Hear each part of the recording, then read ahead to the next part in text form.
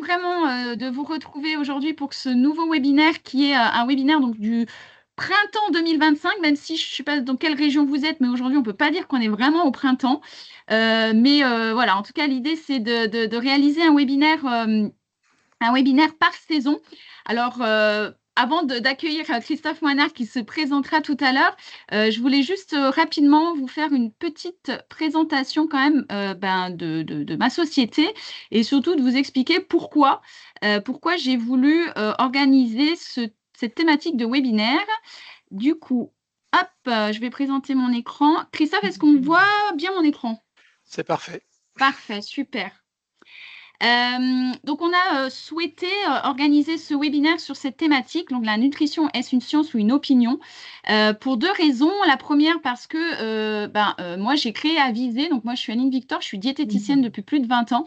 Et j'ai créé Avisé l'année dernière, une société de conseil en nutrition, avec plusieurs objectifs, mais dont deux qui m'a amené du coup la réflexion de ce webinaire. La première, c'est que quand on veut faire de la promotion en santé, forcément, on fait de la littératie en santé. Globalement, on essaye de vulgariser, d'informer, de sensibiliser à la fois les professionnels et le grand public sur cette notion de santé. Et puis, une deuxième mission d'Avisé qui est aussi d'accompagner la santé féminine, notamment des femmes après 45 ans qui rencontrent en tout cas des changements physiologiques et physiques après cet âge-là. Et donc, en fait, depuis que je porte ces deux sujets, je me suis intéressée en tout cas à la vulgarisation de la nutrition sur les réseaux sociaux et particulièrement Instagram, TikTok et puis également LinkedIn qui commence aussi à voir arriver sur la toile des professionnels au sens large, pas forcément de santé, pas forcément de la recherche, mais en tout cas des professionnels au sens large qui s'approprient en tout cas la science, s'approprient la nutrition avec leur regard, avec leur vision. Et donc, effectivement, ça peut parfois amener à changer notre regard sur les messages de santé publique que l'on voit et que vous connaissez tous, qui sont portés par le ministre de la Santé, comme Manger, Bouger, le fameux plan pour le Programme national nutrition santé, le PNNS. Alors, on le sait en tant que professionnel, ce sont parfois des messages qui sont pas vraiment motivant, parfois très injonctif, dans le sens où on a l'impression que si on ne mange pas 5 fruits et légumes par jour, c'est mal ce qu'on fait. Donc là aussi, il y a un travail clairement de vulgarisation et d'acceptabilité sur ces messages. Pourquoi c'est complexe? Parce qu'on sait très bien que manger, c'est pas juste une science, c'est pas juste mettre des aliments dans sa bouche, ça intègre bien évidemment des actes beaucoup plus complexes. Ça intègre la notion de société, la notion de regard des autres, du lien social, de l'éducation qu'on a eue aussi en termes d'alimentation, des croyances qu'on a. Et vous allez voir que les réseaux sociaux ont quand même pas mal transformé ces croyances-là. Et surtout, on est aujourd'hui dans une logique d'attention, on est dans un commerce de l'attention, c'est-à-dire qu'on a une masse d'informations qui nous arrivent, que ce soit dans la presse, que ce soit dans les réseaux sociaux, que ce soit sur Internet, que ce soit dans les médias. Et donc, il faut arriver à faire cette sélection dans cette masse d'informations. Alors, bien évidemment, quand on parle de nutrition, c'est un vrai business qui attire beaucoup de gens et notamment des gens qui ne sont pas forcément des scientifiques parce que ça fait vendre, parce que c'est forcément un sujet d'actualité. Et donc, bien évidemment, quand on va sur les réseaux sociaux type Instagram ou TikTok, on voit que ce n'est pas forcément la qualité du contenu, mais plutôt la qualité du nombre de followers qui peut plus, en tout cas, interroger et intéresser les gens. Et là, toute la question de se poser, de dire est-ce que, finalement, quand on a comme cette personne, Chloé Fit Nutrition, quand on a 125 000 followers, de se dire est-ce que c'est une gage de garantie et de qualité sur le contenu qu'elle va exposer. Donc, une surcharge d'informations et surtout, moi, ce qui m'a interpellée, c'est bien évidemment des commentaires qui sont parfois très injurieux, très jugeants, très stigmatisants. Alors, je vous ai mis quelques extraits ici. Typiquement, un commentaire qui avait été fait sur la gauche d'un chercheur qui s'est fait du coup alpaguer par un pseudo-conseiller en nutrition et qui finalement l'a jugé par son physique. Enfin bon, bref, c'est parti un peu dans tous les sens. On voit aussi des propos injurieux sur des extraits sur la droite d'une d'un professionnel de santé qui s'était filmé en train de tartiner sa brioche de Nutella et qui s'est mais vraiment fait incendier sur les réseaux sociaux parce que, en gros, la pâte à tartiner Nutella est du poison, qu'elle a été mal éduquée par sa famille, qu'il fallait qu'elle se regarde dans un miroir. Bref, on voit que quand même, ça reste un sujet tendancieux, un sujet qui alerte, qui intéresse. Et donc, bien évidemment, pardon, bon, je passe sur cette partie, hein, mais bien évidemment, ça suscite de l'intérêt parce qu'on est globalement aujourd'hui, hein, très clairement dans le culte de la minceur, le culte de l'image de soi, qui fait aussi face à des situations personnelles qu'on souhaite partager, l'envie et le besoin d'appartenir à une communauté. Et quand on est en souffrance, forcément, on cherche des solutions. Alors, bien évidemment, je vous ai mis ici la perte de poids parce que ça reste quand même un des vecteurs de recherche de solutions nutritionnelles ou de solutions miracles, mais il y a plein d'autres facteurs qui pourraient favoriser la recherche de solutions efficaces, rapides, et ça, c'est toute la difficulté qu'on connaît en tant que professionnel de la nutrition, de allier la rapidité attendue par le consommateur, entre guillemets, et la vraie science de la nutrition qui demande effectivement du temps et de l'accompagnement. Alors, on le voit arriver aussi dans d'autres domaines d'activité, par exemple des patients atteints de cancer. Je ne sais pas si vous avez vu passer sur les réseaux, hein, mais il y a une association entre la Ligue contre le cancer et Mévilitude qui sont associés pour essayer de combattre ces messages un peu sectaires autour finalement de la prise en soin sur des pathologies telles que le cancer. Donc, il y a une vraie réflexion autour de ça, c'est comment combattre finalement des messages qui sont parfois pas plutôt ciblés à des situations personnelles plus que scientifiques. Alors, ce qui crée un peu du désordre dans l'esprit des gens, c'est qu'on a aussi des professionnels de santé, des médecins ou des biologistes qui prennent la parole pour aussi faire du buzz et qui, du coup, accentuent ce flou scientifique et accentue un peu la crainte de moins en moins croire en tout cas à cette science. C'est des exemples parmi tant d'autres, mais voilà, en tout cas, dans cette nébuleuse d'informations, eh bien, il faut arriver à y trouver les bonnes informations et comment y faire. Alors, de plus en plus, des diététiciens prennent la place sur les réseaux sociaux pour justement essayer de contrecarrer et de remettre un peu de nuances et de bon sens, en tout cas dans ces messages de nutrition. Donc voilà, je vous ai mis quelques exemples ici. Donc des chaînes YouTube, des posts sur Instagram, des vidéos qui sont plutôt bien réalisées pour essayer justement de contrecarrer tout ça. Alors, il y a un nouveau mot qu'on appelle le debunk, c'est le mot anglais qui veut dire discréditer. Mais non, c'est le mot à la mode. Il faut arriver à discréditer finalement les propos des pseudo-nutritionnistes ou des professionnels qui essayent de prendre la parole et qui viennent agrémenter finalement cette nébuleuse dans l'esprit des gens. Alors voilà, et puis aussi des diététiciens qui analysent la littérature scientifique, qui analysent aussi les recommandations de l'ANSES pour essayer d'y apporter aussi le regard en tant que diététicien. Donc on voit qu'il y a une vraie volonté en tout cas d'aller un peu plus loin dans cette démarche de vulgarisation pour des populations parfois qui sont à des niveaux différents d'instruction. Donc, ce n'est pas toujours évident dans des vidéos type Insta en 1 minute 30 de faire passer des messages. Et c'est surtout comment ces gens-là qui captent ces vidéos, quand ils les regardent, quand ils les analysent, qu'est-ce qu'ils en retirent comme information et quel message on laisse finalement dans l'esprit des gens quand on a des vidéos, des analyses comme ça sur des sujets parfois un peu pointus, un peu scientifiques, un peu techniques. Et donc, c'est tout l'enjeu de ce webinaire de partager ici ensemble. Dans la continuité de ce sujet, et ensuite je laisserai bien sûr la parole à Christophe. Donc vous le savez, j'organise des webinaires, vous le savez ou pas, mais en tout cas j'essaye d'organiser des webinaires à chaque saison. Et donc dans la continuité de ce sujet, vous aurez donc un webinaire, alors je ne sais pas encore si ce sera en juin ou en septembre, mais c'est sur finalement comment faire de la prévention en nutrition quand on connaît un petit peu ce contexte-là, avec Oriane Bismuth, qui est fondatrice de Lucky Link, qui fait du marketing en santé et qui prône le marketing en santé pour justement, en tout cas, accompagner un peu mieux les patients, mais aussi dans les actions de prévention et de trouver les meilleurs leviers pour pouvoir toucher la population et notamment la population grand public quand on est un peu dans ce marasme, en tout cas scientifique et nutritionnel qu'on peut voir un petit peu de partout. Voilà, donc ça, c'était une introduction du sujet et pourquoi j'ai voulu faire ce webinaire. Je remercie Christophe Moinard qui va se présenter, qui va vous donner quelques informations introductives sur ce sujet. Et puis, bah, lui poserai quelques questions à la fin de son intervention et je le remercie par avance de sa présence. Merci Christophe. Je te laisse la parole.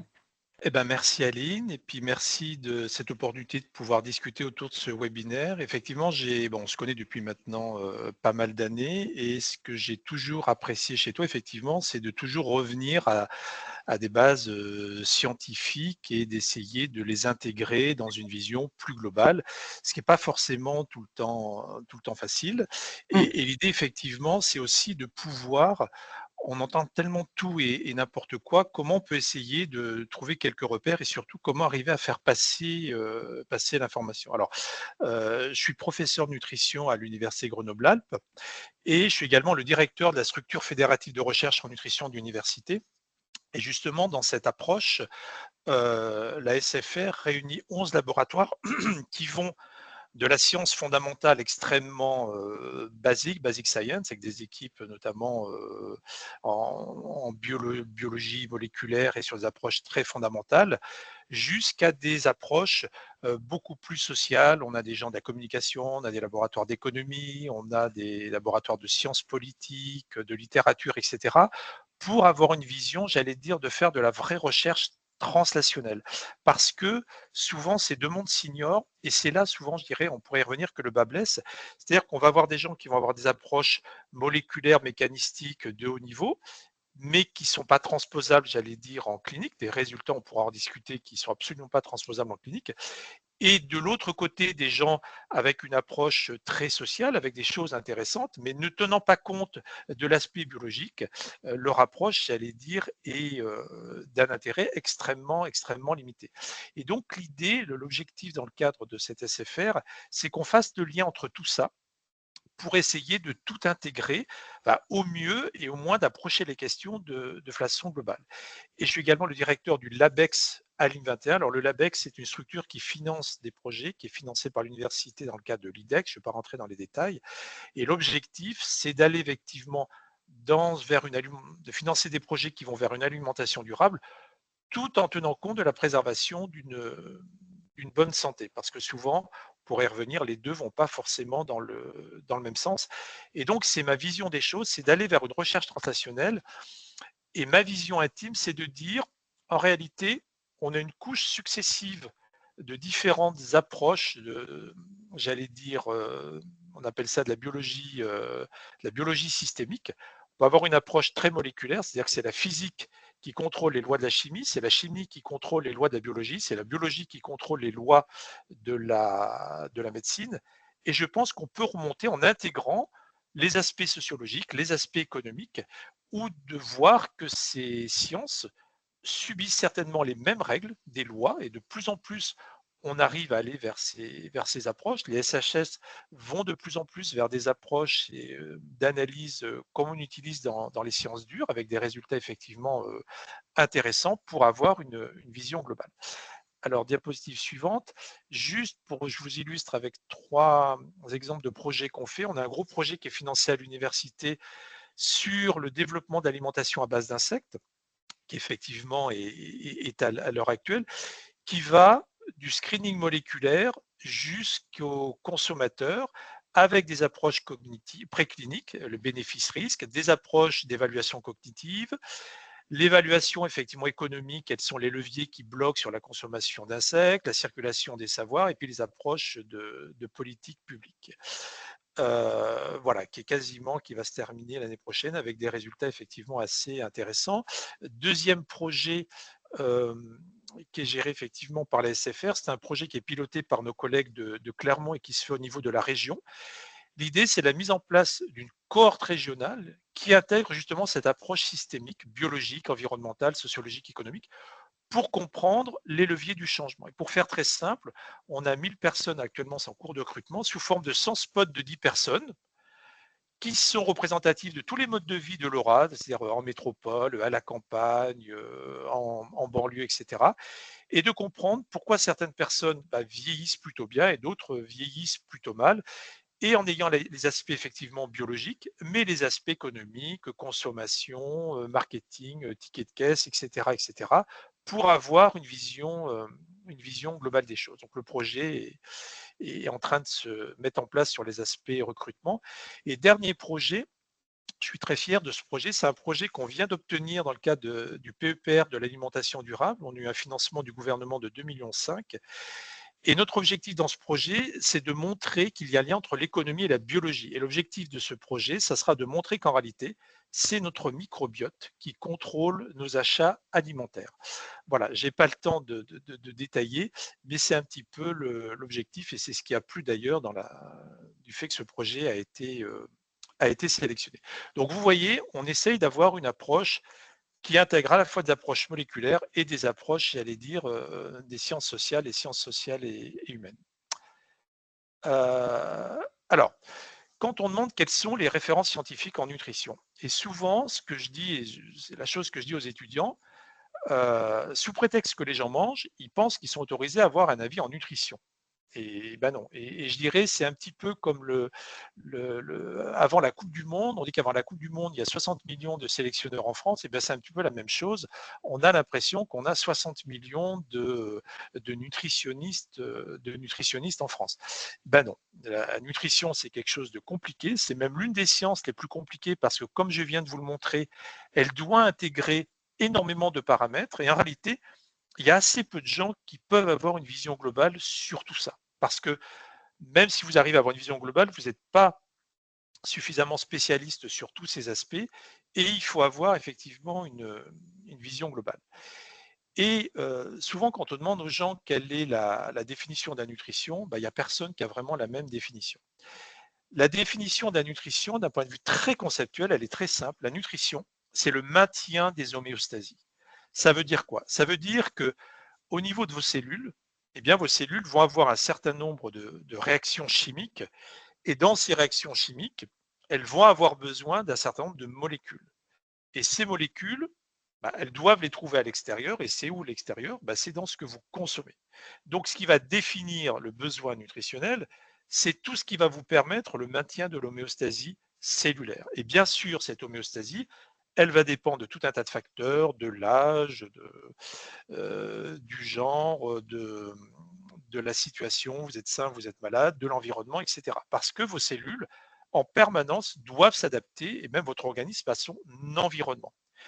Et au-delà, vous allez intégrer les dimensions économiques, les dimensions sociologiques, toutes les dimensions qui vont avoir un impact sur les facteurs qui vont mettre à disposition de vos cellules, j'allais dire, les nutriments dont elles ont besoin.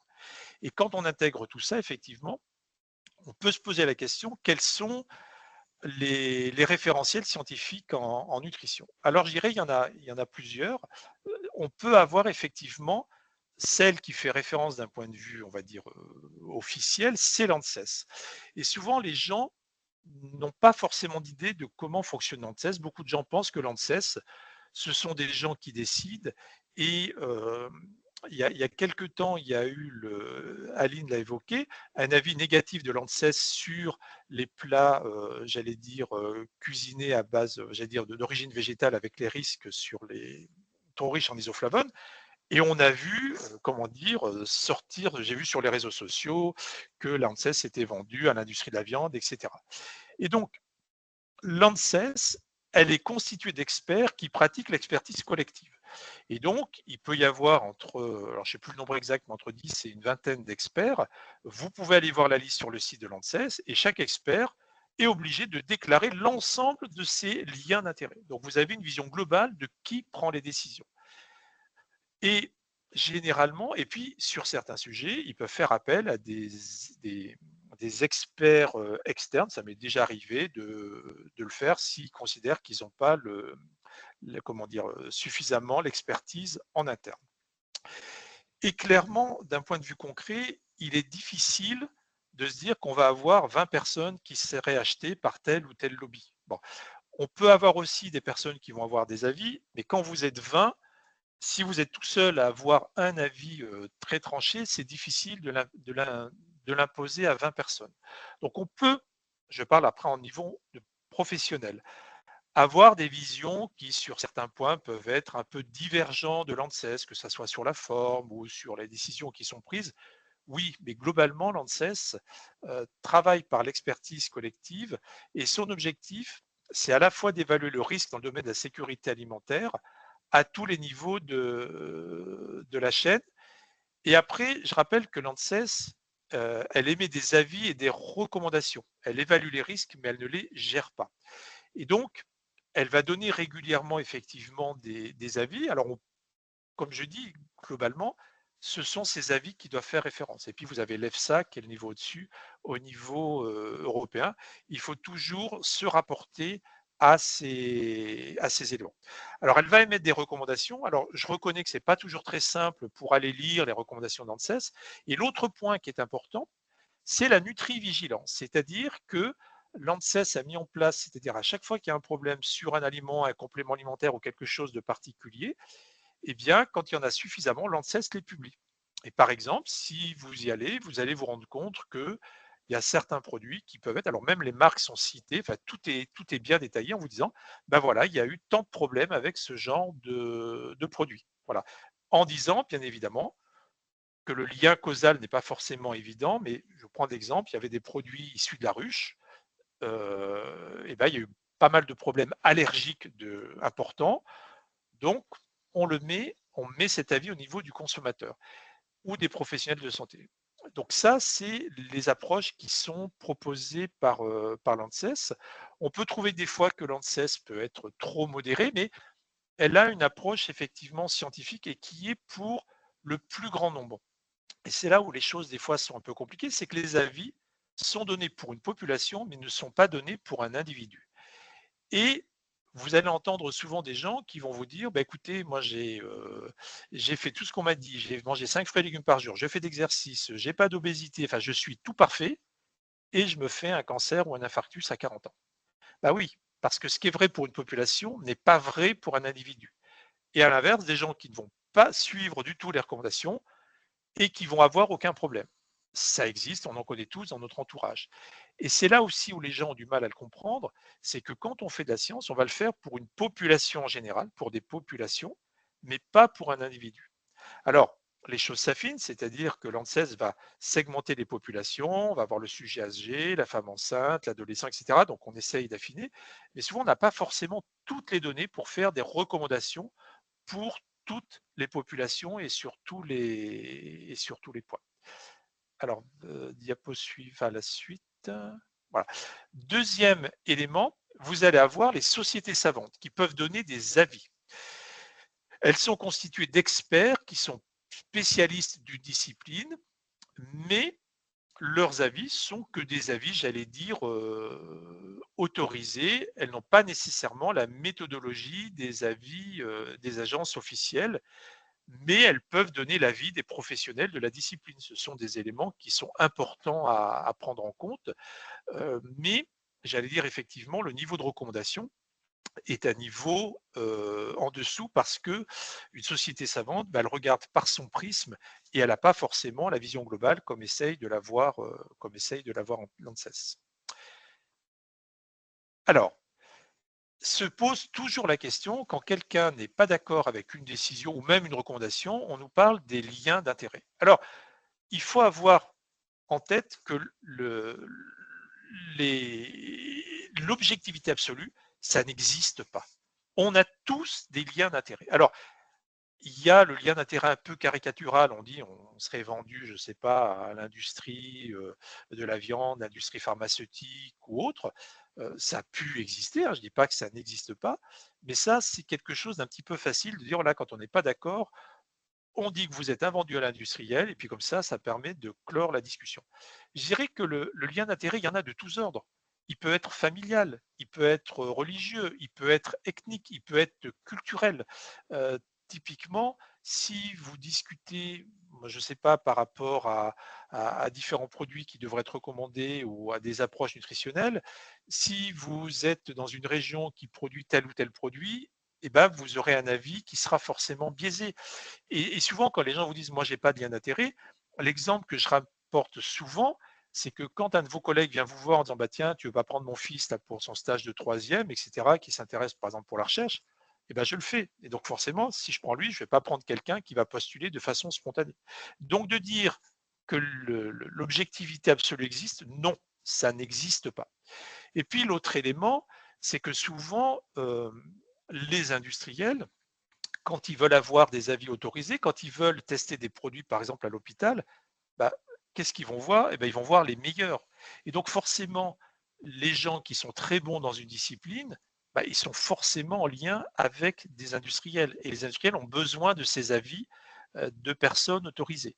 Mais après, on peut très bien avoir séparer les choses, de travailler pour des industriels. C'est pas pour ça, effectivement, qu'on suit leur diktat. Donc là, c'est effectivement très compliqué de rappeler aux gens qu'effectivement, l'objectivité absolue, ça n'existe pas.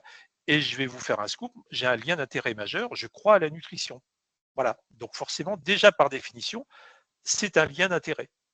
Et puis, il faut aussi dissocier le lien d'intérêt et le conflit d'intérêt. Le lien d'intérêt, c'est-à-dire que vous allez avoir une décision qui peut être prise, et puis vous allez avoir un lien d'intérêt. Le conflit d'intérêt, c'est lorsque la décision qui est prise va contre l'intérêt général. Mais vous pouvez avoir des liens d'intérêt et où la décision qui est prise va dans le sens de l'intérêt général. Et donc là, il n'y a pas conflit d'intérêt. Souvent, les gens mélangent un petit peu les genres. Donc là, c'est compliqué. Je vais vous donner un exemple tout simple. Si vous êtes une entreprise, vous avez par exemple un stagiaire qui travaille chez vous, vous en êtes super content, vous l'avez eu pendant un an, vous dites il est super, il est génial, vous recrutez quelqu'un, bah, vous allez le recruter. Bah, forcément, il y a un lien d'intérêt parce que vous ne faites pas un appel d'offres en disant je fais un appel d'offres et tout le monde postule. Et ça vous semble normal. Et le lien d'intérêt va dans le sens de l'intérêt de l'entreprise ou de l'intérêt commun. Donc c'est pour ça que les choses sont toujours un petit peu plus complexe qu'il n'y paraît. Voilà. Alors, et puis le grand argument qu'on entend dans les médias ou dans beaucoup de gens sur les réseaux sociaux en disant ah non, mais il y a des scientifiques qui ont montré.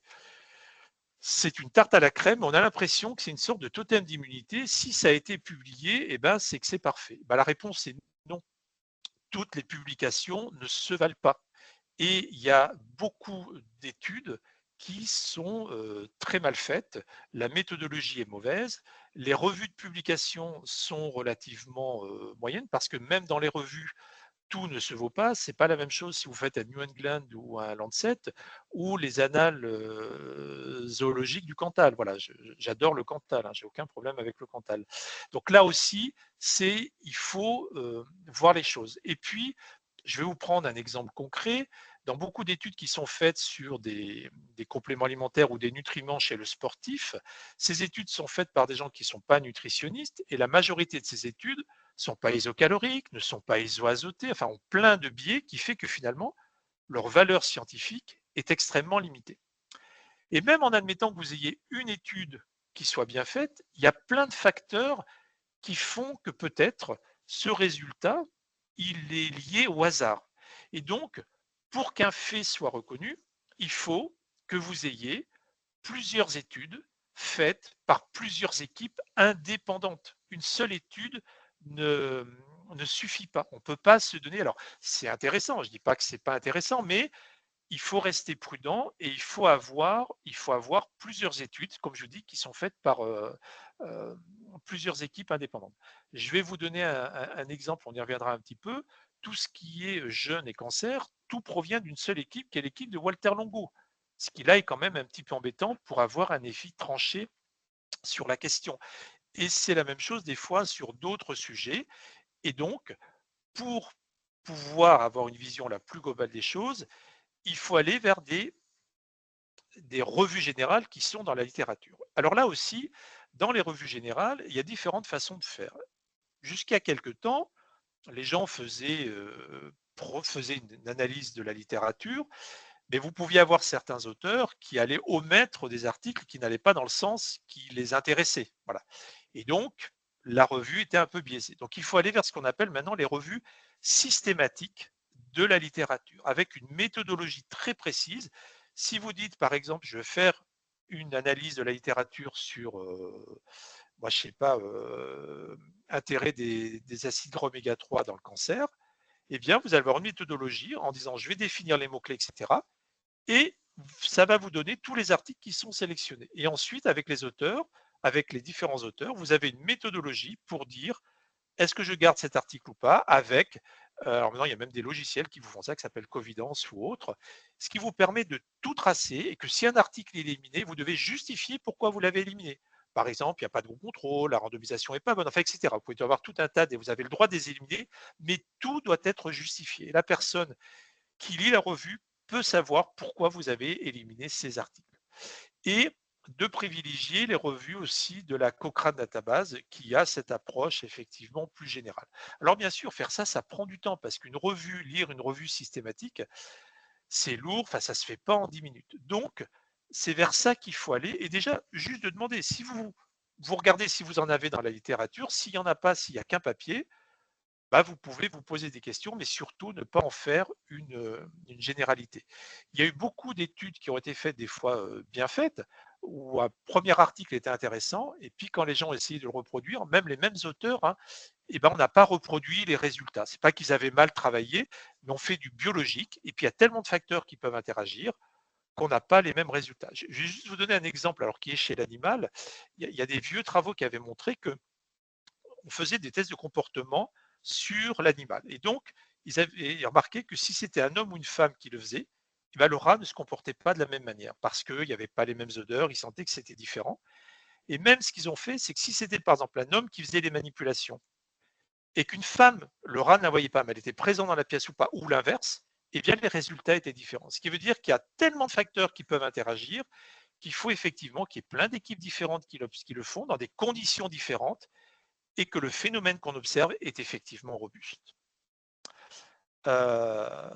Diapositive suivante. Voilà. Enfin, j'espère que j'ai été assez clair. Et effectivement, la nutrition, c'est une science et c'est pas une opinion.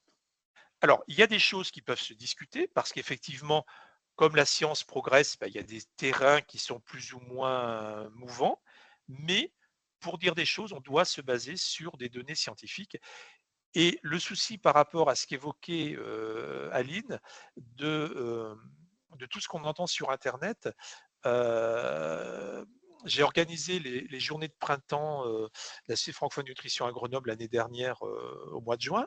Et l'une des approches est effectivement sur les réseaux sociaux. Et voilà, les différents intervenants nous ont bien montré que les attaques frontales, ça ne marchait pas. Les attaques orthogonales, il y a un phénomène de réactance psychologique. Et donc, il faut avoir des approches tangentielles et prendre les gens à leur propre jeu. Et quand vous vous maîtrisez, que vous les poussez dans le retranchement, eh ben, généralement, c'est vous qui avez le dernier mot. Et c'est peut-être la façon, à mon avis, la plus simple d'arriver à faire passer des messages qu'on veut faire passer. Et je laisse maintenant la parole à Aline pour me poser des questions, parce que je suis très bavard et le temps passe. Merci Christophe, mais c'est important, je pense, cette introduction qui permet effectivement de continuer cette thématique. Alors, quand on a préparé le webinaire avec Christophe, bien évidemment, moi, j'avais 1 milliard de questions à poser à Christophe. Donc, du coup, il a fallu faire des choix dans les questions. Mais n'hésitez pas, encore une fois, à mettre dans le chat si vous avez d'autres questions qui vous viendront à l'esprit. Alors, vous verrez, c'est des questions qui sont plutôt des questions qu'on rencontre hein, de façon assez globale dans la population générale, sur les réseaux, sur Internet, les questions qui sont régulièrement posées et pour lesquelles parfois, effectivement, on est peut-être un peu coincé ou être dans le doute, en tout cas, de répondre quand, comme disait Christophe, quand on a une multitude d'informations controversées qu'on peut retrouver malheureusement sur les sites Internet. Alors, la première question que je vais te poser, Christophe, c'est qu'il y a certains professionnels qui remettent en question la répartition en macronutriments, donc protéines, lipides, glucides. Alors, quelle serait ta recommandation, toi, en termes de répartition? Puisque tu parlais de maintien de l'homéostasie cellulaire, les macronutriments en font partie. Qu'est-ce que tu nous dirais là-dessus? Après, je dirais de suivre les recommandations de l'ANSES de façon globale, déjà, de façon générale. Quand ces professionnels la remettent en cause, j'allais dire, quels sont leurs arguments? Est-ce qu'il y a des données scientifiques qui permettent de le dire pour une population très particulière? Et puis je dirais après, oui, il y a effectivement la répartition, mais de temps en temps, il faut faire confiance à votre organisme. Je veux dire, généralement, quand l'hiver, alors je suis à Grenoble, vous faites du ski, bah, quand vous rentrez, vous avez envie de manger une raclette parce que vous avez une dépense énergétique qui est élevée, parce qu'il fait froid, vous avez fait du sport, donc vous avez besoin de gras et de lipides. L'été, en général, quand vous êtes sur la plage, vous n'avez pas envie de manger une raclette, enfin, c'est plutôt rare. Donc de temps en temps, il ne faut pas être obnubilé, pas tomber dans l'orthorexie. Il faut effectivement respecter de façon globale et de savoir que ces recommandations qui sont faites à l'instant T, elles sont faites pour la population française et comme je dis, en fonction des données de la littérature. Après, on peut les adapter en fonction des situations et je rappelle que les recommandations, elles sont faites pour des sujets sains, hein, parce que Mmh. les besoins du sujet malade, on ne les connaît pas. Il n'y a pas de Mmh. données parce que les études à faire sont très compliquées. Des fois, il y a des études animales.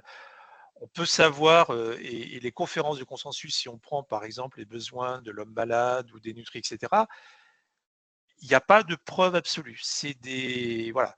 Donc il faut suivre la règle générale et puis après un peu de s'adapter en fonction, ben, des patients et de pas tomber dans l'orthorexie. Mais il n'y a Mmh. pas de raison, si on est sur le sujet sain, d'aller vers des choses particulières. Et si on est sur du sportif, si on parle sur du sportif de haut Mmh. niveau, la nutrition fait partie de la prise en charge sportive. Donc ça échappe. Et pour l'ensemble, si on prend du sportif, le sportif de base, c'est les recommandations, j'allais dire globalement, de la population générale. Mmh. Alors le PNNS a retraduit les recommandations de l'ANSES, hein. Alors, du coup, l'idée, c'est peut-être de faire un focus sur, 3 de ces recommandations qui qui parlent en ce moment parce qu'il y a aussi des professionnels de santé qui vont à l'encontre de ces recommandations. On va prendre le premier exemple qui est les produits laitiers. On sait qu'il y a certains professionnels et même des professionnels de santé qui disent qu'il faut, supprimer les produits laitiers de notre alimentation. Mais du coup, voilà, quel est le lien qu'on fait avec le calcium? Calcium laitier, calcium végétal? Est-ce que tu peux nous donner ton avis Alors, là-dessus? déjà, quels sont leurs arguments pour le supprimer? Parce que c'est bien beau de dire je veux le supprimer, moi, il faut un argument ou Globalement, scientifique c'est ou qu'on factuel. on en a pas be on en a plus besoin, une fois qu'on voilà, une fois qu'on a fini notre croissance, on en a plus besoin, parce que voilà, le corps n'en a plus besoin. C'est un peu ça l'argument. Euh, oui, enfin, je veux dire, c'est pareil. C'est sur quel argument ils disent que le corps n'en a plus besoin. C'est une opinion, c'est pas un avis, voilà, scientifique. Sur l'aspect calcium, je rappelle là aussi de la biologie, ce qui permet de la meilleure absorption du calcium. Alors d'abord, c'est la vitamine D qui favorise l'absorption, mais indépendamment de la vitamine D, c'est le rapport calcium sur phosphore. Et le rapport calcium sur phosphore, le rapport idéal, c'est un 7. Et c'est dans le lait on est le plus proche de ce rapport. Donc, effectivement, le fait de consommer du lait vous permet, c'est la meilleure source de calcium biodisponible. Et juste pour rebondir de façon importante sur ce point, c'est que souvent les gens disent, mais il y en a plein dedans. Oui, mais ce qui compte, c'est pas la quantité qu'il y a dans un aliment, c'est sa biodisponibilité. Si on prend l'exemple, par exemple, du fer, je m'amuse à le faire, le calcul pour le montrer aux étudiants. Pour avoir autant de fer biodisponible que vous apporte 100 grammes de viande rouge, il faut consommer 16 kilos d'épinards. Et donc là, on voit clairement qu'on n'est plus, on n'est plus, on n'est plus dans la même histoire. Donc là aussi, il n'y a pas forcément d'arguments. Il y avait des arguments sur notamment les produits laitiers, l'acné, ce genre de choses, qui là aussi basé sur des théories totalement fallacieuses. Et il y a eu une ou deux études que j'ai vu passer, alors épidémiologiques, qui montraient aucune relation. Sur le reste, il n'y a pas d'argument scientifique de dire qu'il ne faut pas consommer du lait. Voilà, je n'ai pas d'argument scientifique de dire voilà, il faut interdire le lait aux adultes. Oui, puis Je parle surtout sur que le plan nutritionnel, hein, je ne parle pas ouais, des aspects environnementaux et autres. Moi, je me parle juste, je suis professeur de nutrition, je ne mmh, suis pas suffisamment, je suis pas professeur d'écologie. D'accord, donc ça, c'est un mmh. point important. Et puis il y a un Viande, sujet aussi sur l'ostéoporose, je te coupe Christophe, mais il y a un oui, sujet sur l'ostéoporose où, enfin, nous travaillant un petit peu dans les problématiques de gériatrie, on voit que, ben, parfois le capital calcique et vitamine D est pas là et on voit que ouais. ça a des répercussions. Bah, c'est sûr que ça va aggraver les risques d'ostéoporose. Juste quand vous prenez, il y avait un papier qui était sorti dans Clinical Nutrition il y a quelques années qui avait montré que chez des adolescentes végétariennes, donc malgré qu'elles consommaient du lait, la densité osseuse était 30% inférieure à celle qui était omnivore. Mmh, Parce que dans les végétaux, vous allez avoir un certain nombre de molécules qui vont interagir, comme les phytates, les oxalates, et qui vont bloquer l'absorption du mmh, calcium. mmh, Viande rouge et enjeu des protéines animales, donc mmh. sur le fait qu'il ne faut plus manger de viande rouge, c'est ça? Bah, on entend qu'il faut, pour des raisons écologiques, Ouais. quasiment plus manger de viande rouge. L'ANSES dit qu'il faut effectivement la réduire et puis de l'autre, bah, il y a effectivement l'enjeu de la protéine animale qui, on le sait, a des propriétés que n'ont pas les protéines végétales. Enfin voilà, c'est plutôt sur le volet protéines que je veux t'entendre. Alors, sur le volet protéines, en tant que tel, que ça soit de la viande rouge ou de la viande blanche, ou du lait ou des œufs, c'est des protéines de haute valeur nutritionnelle, donc c'est la même qualité nutritionnelle. Donc il n'y a pas d'intérêt de la viande rouge en particulier par rapport à la viande, et la viande rouge aussi, elle va être très riche en graisses saturées qui sont plutôt néfastes, alors que dans la viande blanche, la graisse, elle est plutôt en sous-cutanée et donc si vous mangez pas la peau, si vous enlevez la peau, c'est une viande qui va être beaucoup plus maigre. Hem, Souvent avec la viande, l'enjeu, c'est pas tant les protéines, c'est surtout l'apport en fer. Parce que c'est un fer héminique qui est très bien absorbé, alors que le fer d'origine végétale qui est non héminique est très mal absorbé. Et je me rappelle d'un papier qui avait été fait par, notamment les équipes de Clermont et Nicole Darmon à Marseille, qui avait montré que si vous descendez en dessous de 50% d'apport d'origine animale, il est difficile d'arriver à couvrir l'ensemble de vos besoins nutritionnels sur l'ensemble des nutriments par des jeux voilà, de calcul. Donc là aussi, c'est d'avoir une vision équilibrée. C'est que les gens, ils sont dans tout l'un ou tout l'autre. Et je vais être un tout Mmh. petit peu caricatural. C'est soit je me mange une entrecôte de 500 grammes, soit je suis totalement vegan. Mmh. Non, la vérité, elle est entre les deux. Et juste, je m'étais amusé à faire le calcul à la louche. Si on suivait les recommandations de l'ANSES, qu'on est à peu près à 70 grammes par jour, ça diviserait par 3 la consommation de viande. Donc déjà, Mmh. juste suivons les recommandations, soyons effectivement raisonnables au sens descartien du terme. Mmh. Et Nutri-Score et place des AUT. Mmh. Alors, le Nutri-Score, l'objectif, c'est d'indiquer aux gens, notamment sur des produits ultra transformés, l'intérêt, c'est par rapport à deux produits équivalents. Et là, il y a eu un peu une dérive dans l'utilisation, enfin, de la part des consommateurs, ça serait, à l'origine, ça serait de dire, ben voilà, j'ai deux pizzas, ce soir, je veux manger une pizza, laquelle je mange. Sauf que ça a dévié vers des gens qui ne veulent consommer que des produits A et pas d'autres produits. Et ben non, on est tombé vers une certaine orthorexie alimentaire de ce côté-là. Et c'est pas comme ça que ça doit marcher. Et le Nutri-Score, la majorité de leurs études sont sur des, comment dire? Des habitudes d'achat, mais ne correspondent pas forcément à des habitudes de ce que mangent vraiment les gens. Et c'est quand même la faiblesse, des données qui sont disponibles. Et puis, je dirais que, le Nutri-Score, on vous parle d'un aliment. Or, l'équilibre alimentaire, c'est pas ça. Un équilibre alimentaire, c'est la construction d'ensemble d'aliments. Je peux très bien avoir que des produits Nutri-Score A, une alimentation totalement déséquilibrée, et Mmh. des choses beaucoup plus mélangées, et d'avoir effectivement une alimentation qui est parfaitement équilibrée. Donc il faut, j'allais dire, s'en détacher un petit peu. Ça peut être effectivement intéressant, de se dire effectivement si les gens voient des gâteaux, avec un Nutri-Score traîner, bon peut-être qu'ils vont moins manger, mais globalement c'est pas ce que les données, montrent. Voilà, donc il faut être, beaucoup plus nuancé. Et les aliments ultra transformés, bah, je dirais oui, faut les limiter, mais ça veut dire qu'il faut qu'on réfléchisse à aller plutôt vers éduquer les gens à comment cuisiner. Et moi, je serais favorable que dans les écoles, on donne des cours de cuisine. Il y avait un beau papier qui avait regardé la prévalence de l'obésité en fonction du temps qu'on passait à cuisiner. Les gens passaient à cuisiner. Et plus les gens cuisinaient par jour, et moins il y avait de prévalence d'obésité. Mmh. Et les AUT, il y a eu un papier dans le Lancet qui était assez intéressant, qui montrait que globalement, le principal effet néfaste des AUT, c'était le fait que vous mangiez beaucoup plus gras et beaucoup plus sucré. Donc effectivement, moi je suis favorable à revenir à des produits, on va dire, plus frais et de cuisiner soi-même. Mais après, les gens vont vous dire qu'ils n'ont pas forcément le temps. Voilà. Donc là, on rentre vers des approches plus sociologiques. Mmh. Et puis, vous allez avoir peut-être des gens aussi qui n'auront pas les moyens d'acheter un certain nombre de produits frais. Donc là, c'est plus Mmh. compliqué. Mmh. Alors ensuite, hop, bah, non, je peux plus changer. Ça veut pas.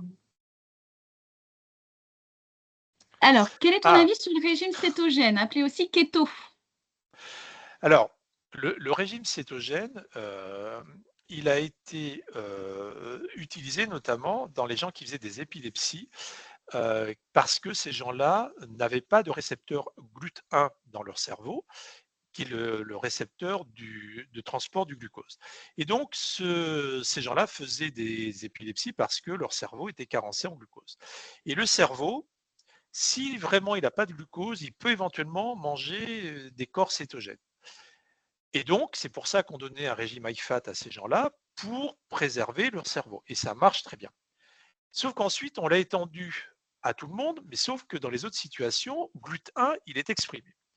Et dans tout un tas de situations, notamment, on va vous parler au cours du cancer, il y a une vision totalement assez ahurissante de dire les cellules cancéreuses, elles ont besoin de glucose. C'est vrai, elles consomment du glucose. Si vous donnez un régime high fat, qu'est-ce qui va se passer? Alors vous allez produire des corps cétogènes, mais votre glycémie, elle va rester à un niveau aux alentours de 1 gramme ou un peu en dessous, parce que si vous tombez à zéro, vous mourrez. Et donc, comme vous n'apportez pas de glucose, qu'est-ce que vous allez faire? Et qu'on ne sait pas faire du glucose à partir des lipides, bah vous allez casser vos muscles pour produire du glucose. Donc, vous allez vous dénutrir. Et donc, à ce jour, je n'ai pas vu d'études dans la littérature, même chez l'animal. Alors, souvent chez l'animal, les gens vont regarder un certain nombre d'effets sur la tumeur, mais la majorité de ces modèles sont des modèles où il n'y a pas de traitement, il n'y a pas de chimiothérapie, il n'y a pas de radiothérapie. Donc, ce n'est pas la vraie vie. Et dans les études, je n'ai pas le temps de rentrer sur l'aspect biologique, mais par exemple, dans les études qui sont faites en culture cellulaire, on va, comment dire, on va mettre du glucose ou pas mettre du glucose, et puis les produits vont disparaître et les substrats vont disparaître et des produits vont apparaître. Dans la vraie vie, c'est pas comme ça. En réalité, on reste à un état stable. Et donc, c'est ce qui a été, on a développé au laboratoire, on appelle ce qu'on appelle de cell in flow. Et dans ces cas-là, je peux vous dire que les cellules cancéreuses, quand on leur enlève le glucose, alors elles poussent moins bien, mais ça ne les fait pas mourir. Et même in vivo, c'est pas parce que vous mangez pas de glucose, votre glycémie, alors elle va baisser un petit peu, mais elle va rester à un niveau qui sera à peu près, on va dire entre 0,8 et 1 gramme par litre. Et la seule chose que vous allez faire, vous allez vous dénutrir. Et pour le reste, à ma connaissance, dans les autres situations, hormis dans les cas d'épilepsie ou de choses comme ça, je ne crois pas avoir vu de papier montrant vraiment un effet pertinent. Alors j'avance hop, pour pas perdre de Ouais. temps sur le temps. On retrouve une mobilisation forte d'une communauté, dite anti-sucre. Le sucre est considéré comme une drogue, qu'en penses-tu? Alors, généralement, on aime beaucoup le gras et le sucré. Il faut se poser la question, pourquoi on aime tant le gras et le sucré? C'est que, j'allais dire, nos goûts ont été conditionnés par des milliers d'années, et l'homme préhistorique, ou il y a très longtemps, globalement, il avait du mal à couvrir ses besoins, et le gras pur et le sucre pur dans la nature, c'est très rare. Donc, s'il en trouvait, que ce soit du miel ou autre chose, il fallait en consommer pour faire rapidement des stocks. Bon. Avec le temps, les choses ont évolué, et depuis en gros, allez, 150 ans, nos apports, enfin nos habitudes alimentaires ont beaucoup évolué, notamment une société après la Seconde Guerre mondiale, on va dire un peu, je caricature un peu, mais d'abondance et de mise à disposition de tout un tas d'aliments. Mais nos gènes et nos habitudes, elles évoluent beaucoup plus lentement. De mémoire, c'est 1 ou 2 tous les 10 000 ans. Donc nos gènes n'ont pas évalué. Et donc, c'est pour ça qu'on aime autant le sucre. Alors, j'aime pas le terme de drogue, parce qu'une drogue, c'est quelque chose qui va vous détruire, qui va vous donner une accoutumance. Vous pouvez adorer le sucre. Si je vous prive totalement de sucre, vous n'allez pas avoir les symptômes du manque comme quand vous arrêtez de fumer ou comme quand vous arrêtez la cocaïne ou autre. Donc, la notion de drogue, d'un point de vue sémantique, me gêne un petit peu. Qu'on puisse être, on aime énormément le sucre, oui. Qu'on doive limiter le sucre pur, je suis tout à fait d'accord. Mais là aussi, de dire que tout est la faute du sucre, c'est facile. Non, c'est pas la faute d'un seul aliment ou d'un seul nutriment. C'est une alimentation dans sa globalité qu'on doit analyser. Alors, on entend parler de métabolisme lent, aussi de protéines lentes ou rapides. Est-ce que tu as un petit avis sur ces termes? Alors, métabolisme lent de façon globale, qu'est-ce que ça veut dire? C'est un peu général. Après, il peut y avoir des cas particuliers. On sait par exemple que les populations asiatiques, notamment les Indiens ou les Chinois, vous avez peut-être déjà vu, ils supportent très mal l'alcool parce qu'ils le métabolisent très peu. C'est au niveau de leur foie, ils ont du mal à le. Donc là, oui, il y a effectivement des métabolismes qui peuvent être différents. Protéines lentes et rapides, alors c'est quelque chose qui existe. C'est un concept qui avait été publié pour la première fois dans les années 90 par Yves Boiry, par l'équipe de Bernard Beaufrère, qui montre que comme il existe des protéines lentes et rapides, des sucres lents et rapides, il existe des protéines lentes et rapides. Ça a été démontré pour la caséine, qui est une protéine lente, et le lactosérum, qui est une protéine rapide. Mais à ma connaissance, c'est tellement lourd à faire comme étude, il n'y a que ces deux protéines qui ont été caractérisées. Oui, il y a des protéines lentes et rapides, mais après, quand on regarde en termes d'effet sur l'accrétion protéique, il n'y avait pas de différence dans leurs travaux. Et utiliser les unes ou les autres, finalement, ne montre pas d'intérêt potentiel. Alors ça, c'était la petite histoire. Suite à ces travaux, le lactosérum, c'était un déchet. Et vous avez effectivement, comme les acides aminés arrivent de façon plus importante après une prise de lactosérum, eh bien, vous avez tout un tas de personnes qui vendent du lactosérum qui est un déchet à prix d'or. Donc, d'un point de vue business, c'est effectivement très Mmh. intéressant. Après, il n'y a pas de danger à prendre du lactosérum, hein, c'est des protéines, mais il n'y a pas forcément d'intérêt majeur. Donc 2 dernières questions. Horloge biologique, cycle circadien, est-ce que c'est de l'info, de l'intox? On Alors doit se oui, calquer à oui, ça? alors oui, on a des horloges biologiques, il y a des cycles circadiens. Après, quels sont leurs impacts sur la nutrition? C'est pas si simple. Alors, il y a eu un moment donné, quand on regarde, nous par exemple, quand on fait des manips chez le rat, on tue toujours les animaux au même instant, souvent le matin, parce qu'effectivement, on va avoir des cycles circadiens, notamment des activités enzymatiques au niveau intestinal, hépatique ou autre. Voilà. Donc, c'est important pour que ça soit reproduit de le faire toujours au même moment. Et puis, il y a eu un moment donné de dire oui, mais on a un peu plus d'enzymes le matin ou un peu moins, etc., sur les effets, j'allais dire, ceux qui vous disent il faut manger gras ou ceci le matin et ça à midi. Mmh. Sauf qu'en réalité, la quantité d'enzymes digestifs que vous avez est tellement supérieure à ce que vous avez besoin que même si ça varie de 10 ou 20%, quand vous êtes quasiment à 10 fois de ce qu'il vous faut, ça n'aura aucun impact sur votre digestibilité. Donc, là-dessus, c'est un petit peu de l'intox. Après, il y a vraiment des rythmes circadiens. Il y a eu des données qui ont été faites sur, notamment dans les chimiothérapies tout à fait autres, qui montrent effectivement qu'en fonction du moment, il n'y a pas le même effet. En termes de nutrition, alors peut-être que si tu enchaînes, ça a été fait sur peut-être la question suivante. Ah pardon, sur Excuse-moi. le jeûne. Alors Ah ju non, c'était juste pas le alors jeûne, non, sur c'était plus sur les protéines, la nutrition pulsée qui a été faite effectivement chez les personnes âgées. oui.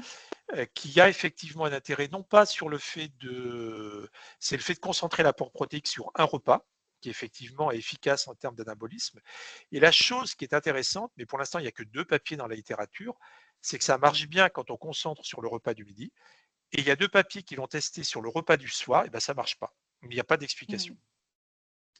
Mmh. Sur le cycle circadien, moi j'avais entendu aussi qu'il valait mieux manger 3 heures avant d'aller se coucher et idéalement avant 21 heures pour justement suivre ce cycle circadien. Est-ce que quelque chose que tu as déjà entendu toi de ton côté, Christophe? Alors, le fait de respecter une période, c'est plus lié à respecter une période de jeûne qui soit suffisamment longue. Effectivement, Oui. bah, pour une raison toute simple, c'est pas lié qu'au cycle circadien. Si vous mangez avant de vous coucher, bah, vous allez avoir un apport calorique, vous allez Mmh. dormir, donc vous allez faire du gras. Donc, Mmh. c'est juste, voilà, c'est pas forcément lié au cycle circadien.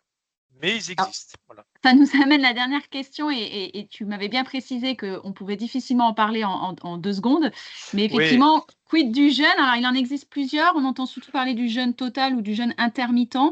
Bon, alors, qu'est-ce que tu en le penses? jeûne total, il y a des données, il y a des avis de l'INSERM, il y a eu des avis je crois que l'ANSES a publié, et cetera. Il n'y a pas d'intérêt du jeûne.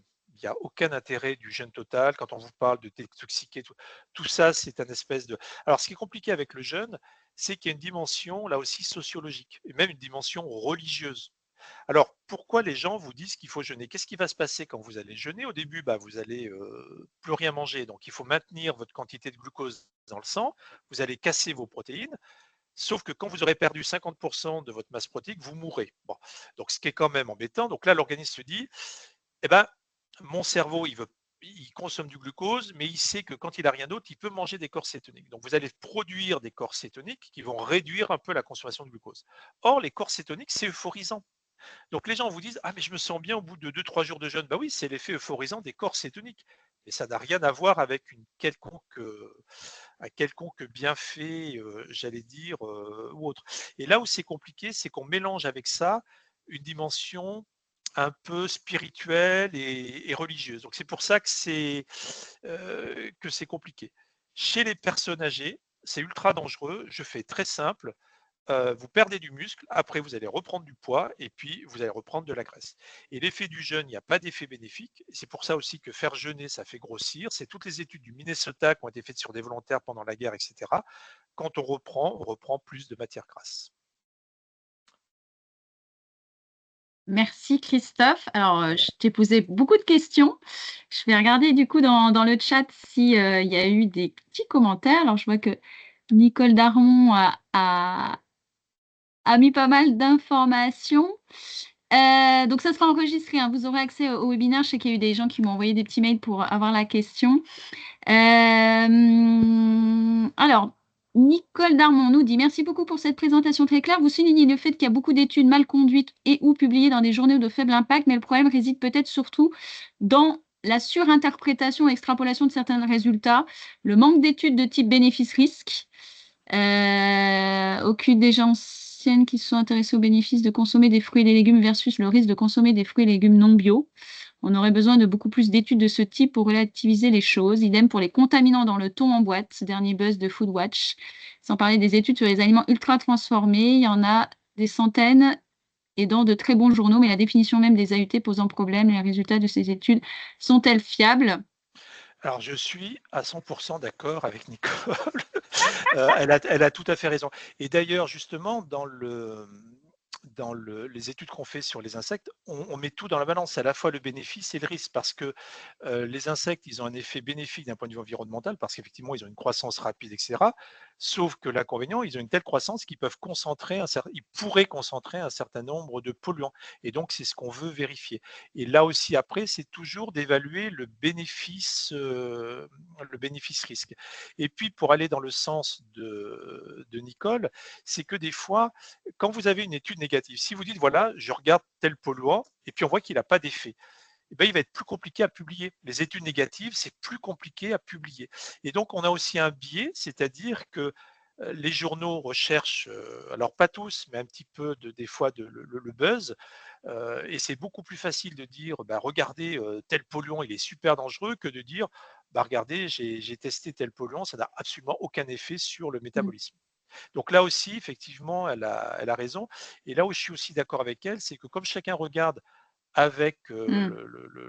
la vision qu'il a envie d'avoir, eh ben, il y a aussi, voilà, il y a aussi des biais. Et après, c'est ce que je dis souvent, on peut toujours regarder des approches très globales, hein. Si on regarde sur les politiques de santé, vous regardez l'évolution de l'obésité en France, elle fait que progresser, et toute catégorie sociale. Donc finalement, ça veut dire que voilà, qu'il faut peut-être qu'on change les choses. Mmh. Donc sur le premier commentaire, voilà, je suis d'accord. Alors le deuxième, sur les Sur les produits produits laitiers, laitiers, il y a eu un post sur les réseaux parlant d'action climat, postulant sur les produits laitiers et la viande qui était responsable de 28 100 morts en France en 2021. Ça a été liké et reposté, basé apparemment sur une publication sérieuse du Lancet, mais quand on va chercher la référence précise sur les produits laitiers, elle n'existe pas. Son numéro existe dans le texte, mais pas dans la liste des références, et pourtant c'est une publication considérée comme sérieuse. Je l'ai signalé au réseau Action Climat, mais elle se retranche derrière le fait que la citation est scientifique et que donc ce sont aux scientifiques de faire le ménage dans leur publication. Et finalement, je suis elle assez d'accord a, avec ouais, eux.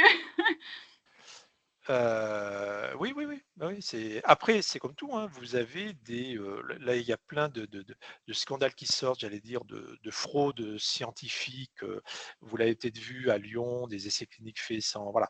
Donc ça aussi, hein, il y a plein de gens qui sont, comme partout, hein, je pense qu'il y a la même proportion de gens malhonnêtes dans la communauté scientifique que dans les autres communautés.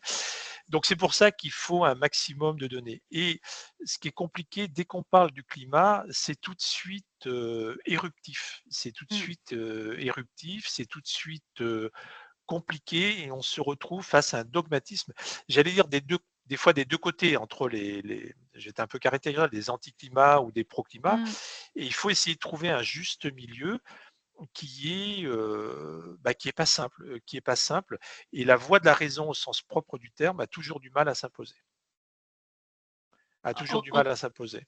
En tout cas, ce qu'on voit, c'est que certes, la nutrition est une science, mais on voit qu'il faut se méfier quand même de la science, dans le sens où il faut être sûr que, Alors, comme tu le disais tout à l'heure, toutes les publications ne se valent pas. Donc, c'est pas parce que c'est marqué études scientifiques mmh, que c'est pris pour argent comptant. Donc, il faut aussi être méfiant, nous, en tant que professionnels de santé. et Euh, c'est ça. Et souvent, ce qu'il faut faire, c'est des fois aller lire les articles parce que le titre, il correspond pas du tout à ce oui, qu'il y a dans l'article.